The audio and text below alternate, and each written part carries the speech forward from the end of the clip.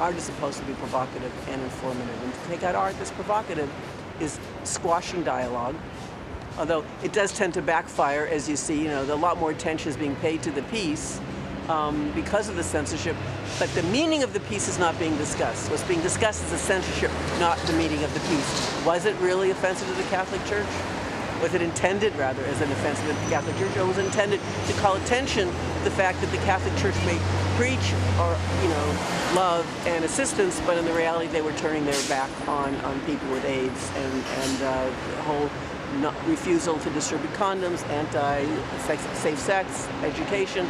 So the hypocrisy of what a church says and what a church does, I think, was a real focus of his work.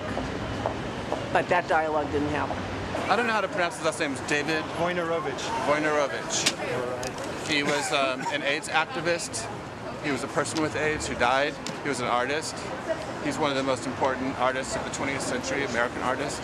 The folks outside are here because Smithsonian's National Portrait Gallery exhibition, Hide and Seek, Difference in Desire in American Portraiture, has generated controversy.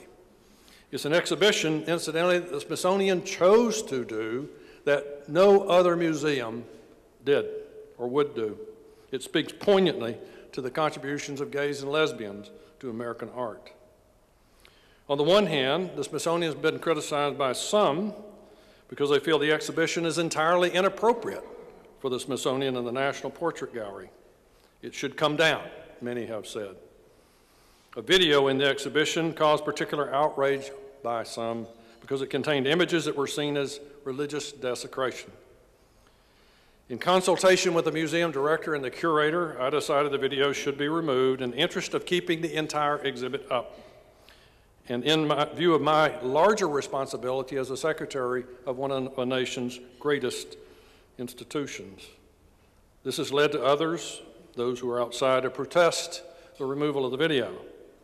The fact is, or the bottom line would be, the exhibition with its 104 pieces remains open and does what the Smithsonian is supposed to do, and that speaks to the contributions of Americans to our experience.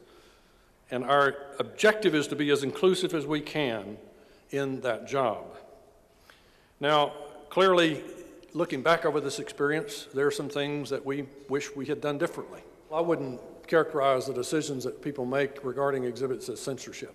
Basically, what you're trying to do is to make a rational decision, given the position we are in as a great public museum. I would say that we all make choices, and every day, anyone who develops an exhibit makes a choice about how best to engage people in the subject matter of the exhibition. And you don't want to automatically turn people off, so you make decisions about how best to do that. All of us do that every day in our lives. And so we're not out to censor anything. Period. We're out to help people educate, and we want to do that in the most thoughtful way possible. We are dealing with this issue of free speech, rights of free speech, and protection. Protection of individuals, certain individuals, and allowing for free speech. This country will continue to debate this issue, I think, till its day's end.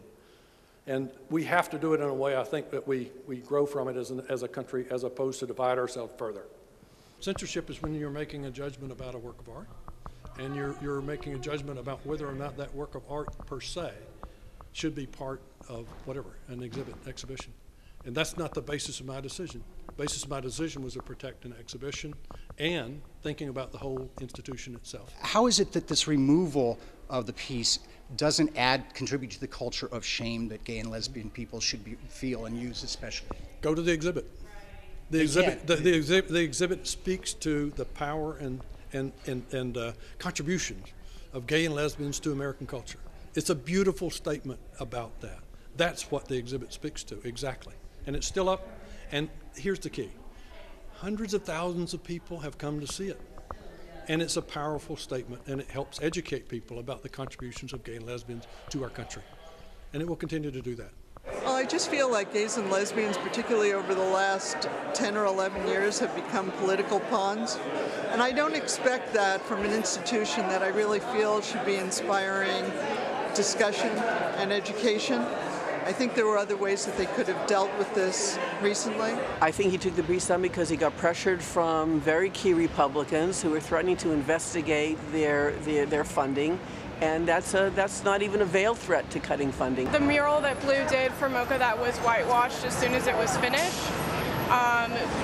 These coffins, which are war coffins coming back for war. This one was donated by the Veterans for Peace for us to use today.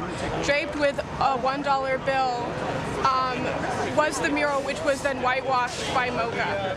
So that's where tying the Smithsonian exhibit to this mural as a general increasing censorship in artistic expression that's happening in the States.